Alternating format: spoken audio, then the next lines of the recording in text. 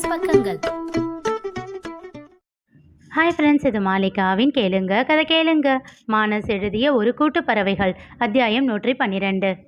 பண்ருட்டி முழுவதும் வெற்றி கடிதத்தில் எழுதியிருந்த விஷயம் பரவிவிட்டது.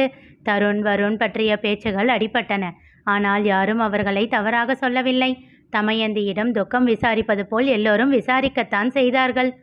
அன்பு அண்ணம் பாவம், ஆனாலும் வெற்றி இப்படி ஏமாத்திருக்கக்கூடாது என்ற பேச்சுக்கள் அவர்கள் காதை தாண்டி சென்று கொண்டு இருந்தன. உங்க மாப்பிள்ள போலீஸ் தானே, அவரை வச்சு வெற்றி அண்ணன் எங்க இருக்காருன்னு கண்டுபிடிக்க முடியாதா என்ற கேள்வியும் அங்கே எழுந்தது. தருணும் வருணும் அந்த கேள்விகளை தவிர்த்து விட்டு சென்றுவிட தமயந்தி தான் மாட்டிக்கொள்வார். எப்படி சொல்வார் அவரை அனுப்பி வைத்ததே மாப்பிள்ளைதான் என்று? வெற்றி என்னும் விஷச்செடி குடும்பத்தின் நிம்மதியையே அழிக்க காத்திருந்தது என்று ஏதேனும் சொல்லி சமாளித்து கொண்டிருந்தார். வருண் அவர்களின் பழைய வீட்டில் குடியிருந்தவர்களை காலி செய்ய சொல்லிவிட்டு அதனை புனரமைத்தான். அந்த வேலை இப்பொழுதுதான் முடிந்தது. வீட்டில் அனைத்தையும் பேக் செய்து வைத்துவிட்டு சாவியோடு நாயகியை பார்க்க வந்துவிட்டார்கள். வருண் நாயகியிடம் அந்த சாவியை நீட்டினான். என்னடா இது என்றார் நாயகி. உங்க வீட்டு சாவி பெரியம்மா என்றான் தழைந்த குரலில். நாயகியும் மிருணாளினியும் தருணை பார்க்க அவனோட விருப்பம்னு சொன்னான். நான் மறுக்கல. பெரியப்பா உங்களுக்காக கட்டின வீடு, நீங்க அதில் இருக்கிறது தான் நியாயம் என்று விட்டான். நான் ஏற்கனவே இதை பற்றி சொன்னது தான்.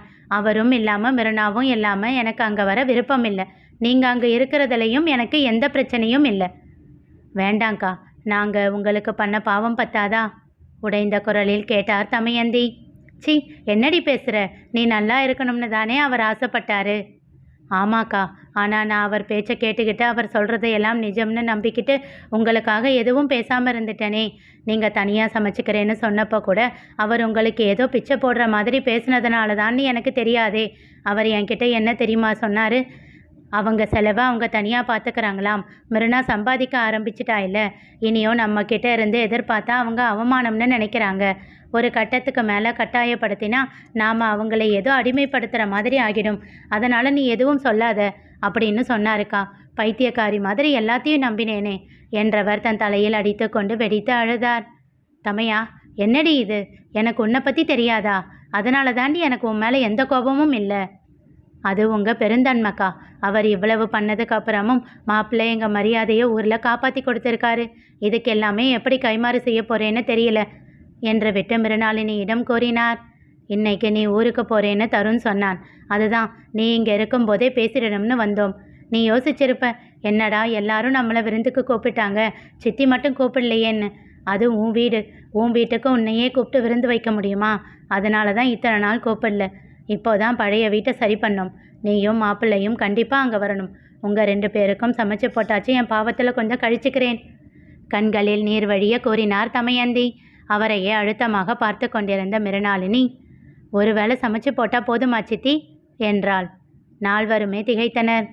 மிருணா, இப்போ நீங்கள் சொன்னீங்கல்ல என்ன கைமாறு பண்ண போகிறேன்னு, என்ன பண்ணணும்னு கேட்டால் பண்ணுவீங்களா?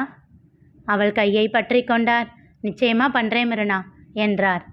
நீங்கள் சொன்னது ரொம்ப கரெக்ட். அம்மா அந்த வீட்டில் தான் இருக்கணும், ஆனால் அவங்க தனியாக இருக்க முடியாதுன்னு சொல்கிறாங்க. அதனால் அவங்களுக்கு துணையாக உங்கள் 3 பேரால் அந்த வீட்டில் இருக்க முடியும்னா நான் இந்த சாவியை வாங்கிக்கிறோம். இல்லைனா என்றவள் நாயகியின் கையிலிருந்து சாவியை வாங்கி வருணின் கையில் மீண்டும் திணித்தாள். தமயந்தி வருண் இருவரும் எதுவும் பேசவில்லை. தருண் எதையும் கண்டுகொள்ளவில்லை. உரிமையாக உள்ளே சென்று தேநீர் தயாரிக்க தொடங்கினான். அக்கா, அபி லஞ்சுக்கு வரானா என்றான். இல்லடா, சாப்பிட்டு தான் அங்கேருந்து கிளம்புறானாம். அப்போ லஞ்சு உங்கள் 3 பேருக்கு தானா என்றவாறே அங்கிருந்து அவரைக்காயை எடுத்து அறிய ஆரம்பித்தான். உடனே பதில் சொல்லணும்னு எந்த அவசியமும் இல்லை.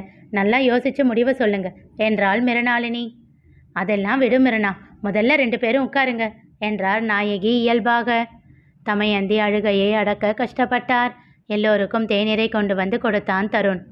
அம்மா, அக்கா தனியாக கஷ்டப்பட்டப்போ எல்லாம் அவ கூட இல்லாமல் போயிட்டேன். இப்போ பெரியம்மாவையும் அப்படி விடணுமா? சரி, அதை விடு. பெரியம்மா கூட இருக்கிறதுல உனக்கு என்ன கஷ்டம்? சேச்சே, எனக்கு என்ன கஷ்டம்? அந்த வீட்டில் இருக்கிற அளவுக்கு எனக்கு தகுதி இல்லை தருண். இத்தனை நாள் விஷயம் தெரிஞ்சதுக்கு அப்புறமும் அங்கே இருந்தீங்களே, அது எப்படிம்மா? அவர் பதில் சொல்லவில்லை. அம்மா, நீங்களோ நாங்களோ எந்த தப்பும் பண்ணலை. ஆனால் நம்மளால தான் பெரியம்மா இப்போ தனியாக இருக்காங்க. அதுக்கு நாம் என்ன பண்ண போகிறோம்? அவன் சட்டையை பிடித்து கொண்டு கதறினார் தமயந்தி. தமையா, போதும், சும்மா அழாதடி என் பொண்ணு சொல்லிட்டா, நான் அதை கேட்டுக்கிறேன். இதோ கிரகப்பிரவேசம் ஆகிட்டா இவ அங்கேயே செட்டில் ஆகிடுவா. வாடி, நாம் எல்லாம் ஒன்றா இருக்கலாம். நாயகியின் கையை பிடித்து கொண்டார் தமயந்தி. வருண், இங்க வா. அக்கா, இவன் வேற எங்கேயாவது வேலை கிடைச்சா அங்கே போயிடுவான். நீ தான் அதே ஊர்லேயே இருக்க போற. உன்னை நம்பி அனுப்பலாமா? எங்கள் அம்மாவை பார்த்துக்குவியா? என் பெரியம்மாவை பார்த்துக்கிறேங்க்கா. புன்னகையோடு அவன் கன்னம் பற்றி உச்சி முகர்ந்தாள் மிருணாளினி. மிருணாளினி உளுந்தூர்பேட்டை வந்த பிறகு மளமளவென வேலைகளை முடிக்க தொடங்கினாள்.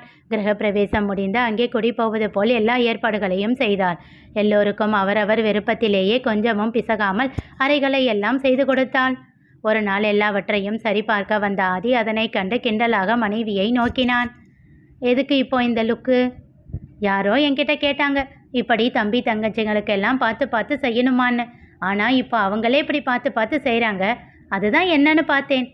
அவள் இடையோடு பற்றி நெருக்கமாக இழுத்து கேட்டான்.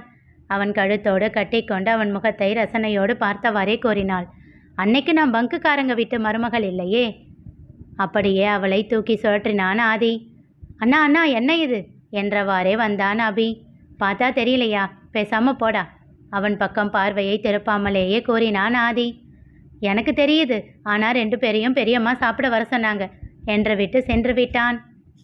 கிரகப்பிரவேசத்திற்கு முன்பே நாயகியை பன்ருட்டியில் கொடி வைத்தாள் மிருணாளினி. எப்போதும் போல் தருண் அவரிடம் ஒட்டிக்கொள்ள வருண் முதலில் தயங்கினாலும் பிறகு அவரோடு இயல்பாக பொருந்தி போனான். உன் வீடு என் வீடு என்ற வார்த்தைகளின்றி அவர்களின் நாட்கள் அழகாக கடந்தன. நாயகி இன்னும் சந்தோஷமாக இருந்தார். அபி பற்றி பிரச்சனை இல்லை. அக்ஷராவும் அர்ணவும் ஓரளவிற்கு விவரம் தெரிந்த பிள்ளைகள். ஆனால் அனன்யா, ஆதர்ஷ் இருவரையும் பெற்றவர்களிடமிருந்து பிரித்து வைக்க முடியுமா? அவர்களின் அறைகள் எல்லாம் தயாராகி அவர்களின் பொருட்களை அவர்கள் அறைகளில் நிறைத்து விட்டாலும் இன்னும் அவர்கள் சிறு பிள்ளைகள் என்பதால் நாள் முழுவதும் அந்த வீட்டில் இருந்து கொண்டு இரவு உறங்க மட்டும் அவர்கள் இங்கே வந்து விடுவது போல் ஆதி சொல்லிவிட்டான். ஆதி இனி மிருணாவோடு இங்கேயே இருக்கப் போகிறான் என்பதால் எல்லோரும் அதற்கு சம்மதித்து விட்டார்கள். இன்னும் சில வருடங்கள் கழித்து அந்த வீட்டிற்கு வருவதாக யசோதா கூறிவிட்டார். அன்னபூரணியும் சாரங்கனும் இங்கே வருவதற்கான ஏற்பாடுகளை ஆதி ஆரம்பிக்கும் நேரத்தில் அவனை அழைத்தான் வருண். சொல்லு வருண், ஒரு ஹெல்ப் வேணும் மாமா, பண்ண முடியுமா? அவன் கேட்ட உதவியில் திகைத்தான் ஆதி. வருண் கேட்டது என்ன தெரிந்து கொள்ள தொடர்ந்து கேளுங்க. கதை கேளுங்க.